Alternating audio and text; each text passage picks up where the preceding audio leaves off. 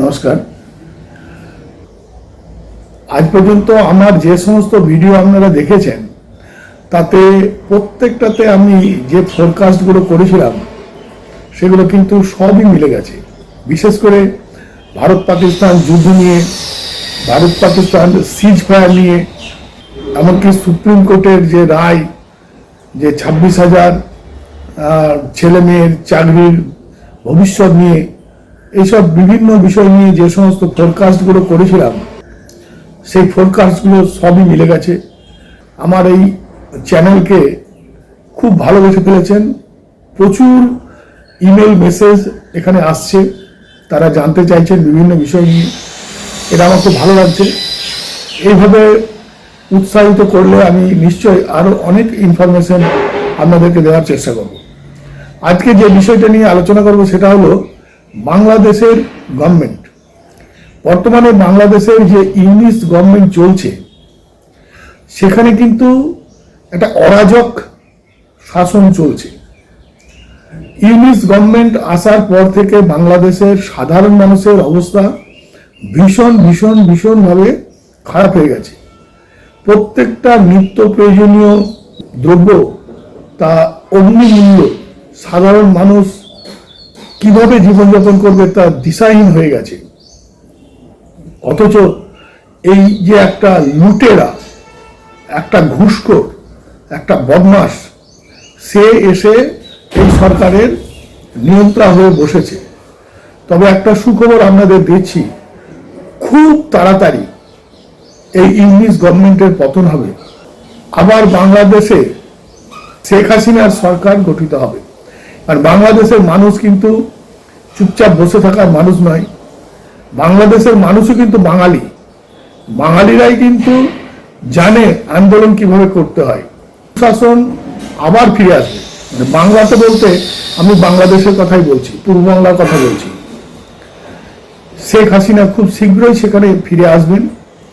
আর এই লুটেরা, এই ঘুষখোর, এই অপপ্রচারকারী, এর কিন্তু খুব শীঘ্রই পতন হবে। এটা আপনারা আমার ফোরকাস্ট বলে মেনে নিতে পারেন এবং এটা খুব তাড়াতাড়ি ঘটতে চলেছে। তাছাড়া একটা কথা, কোনো একটা দেশ শুধুমাত্র একটা জাতিই থাকবে, অন্য কোনো জাতির লোক সেখানে থাকতে পারবে না, অন্য কোনো ধর্মাবলম্বী লোক সেখানে থাকতে পারবে না, এটা বিশ্বে কোথাও কি আছে? আজকে তো দুবাই, সেটা তো মুসলিম অধ্যুষিত এলাকা, কিন্তু সেখানে তো মন্দির তৈরি হচ্ছে, সেখানে তো হিন্দুদের উপরে অত্যাচার হচ্ছে না। তাহলে বাংলাদেশে কেন হিন্দুদের উপরে অত্যাচার হবে? কই যেখানে খ্রিস্টানরা আছে সেখানে তো হিন্দুদের উপরে অত্যাচার হচ্ছে না। যেখানে অন্যান্য জাতির দেশ বা অন্যান্য জাতি সংখ্যাগরিষ্ঠ সেই সব দেশে তো হিন্দুদের উপরে অত্যাচার হচ্ছে না। কোনো একটা দেশ, সেই দেশের যিনি শাসনকর্তা, যিনি শাসকের আসনে বসে আছেন, তার কাজ হলো দেশের জনগণ যাতে সুস্থ থাকে, দেশের জনগণ যাতে ভালো থাকে, দেশের যাতে সার্বিক উন্নতি হয়, দেশের মানুষের যাতে সার্বিক উন্নতি হয় এবং সর্বদিক দিয়ে মানুষ যাতে সুখে থাকে, সেই সব বিষয়গুলো দেখা। তার জন্যই তিনি সরকারে এসেছেন। তিনি মানুষকে শুষে নেবেন, তিনি চক্রান্তকারী হয়ে নিজের অর্থভাণ্ডারকে তিনি ফাঁপিয়ে তুলবেন, তিনি ঘুষখোর বদমাশ হবেন।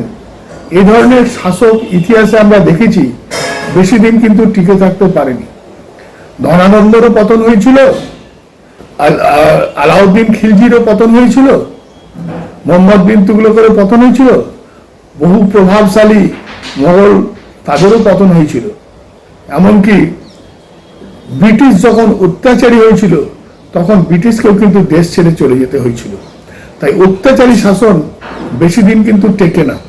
সুতরাং বাংলাদেশের মানুষ তারা নিশ্চিত থাকতে পারে যে খুব শীঘ্রই তাদের দেশে সুশাসন ফিরে আসবে, শেখ হাসিনার গভর্নমেন্ট ফিরে আসবে। নমস্কার।